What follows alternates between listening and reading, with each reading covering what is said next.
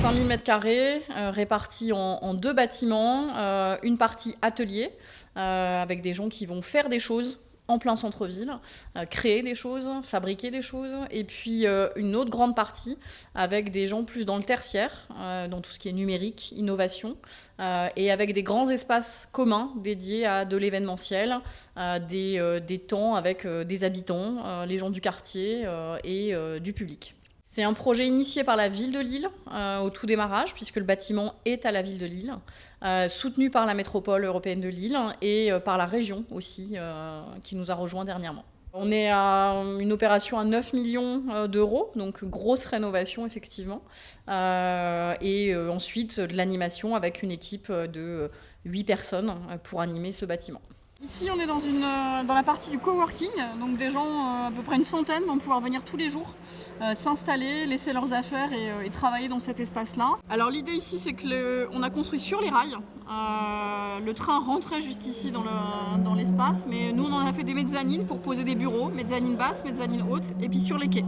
Et ça va faire des cellules de bureaux où il y a des entrepreneurs qui vont s'installer à une vingtaine à chaque fois, dans chaque cellule.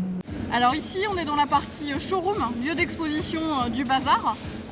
Les premiers à arriver vont être les gens de Capitale Mondiale du Design, puisqu'on va ouvrir au mois de mai avec une première exposition autour de l'architecture. On a un espace de 1000 m² d'un tenant pour faire des fêtes, des séminaires ou des expos. Ici, on est dans la partie atelier, donc il va y avoir de la fabrication dans cette partie-là.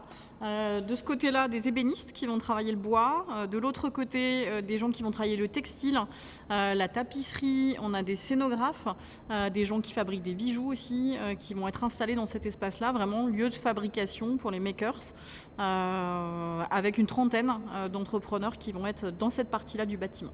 Alors là, vous pouvez voir des cuves, des récupérations d'eau de pluie. On a la chance d'avoir un bâtiment très très long qui récupère sur son toit énormément d'eau et donc nous avons souhaité la conserver pour économiser de l'eau potable dans tous les sanitaires. Donc l'eau du toit va arriver dans ces cuves, être traitée et repartir dans les sanitaires. Comme ça, on est dans un bâtiment qui est écologique.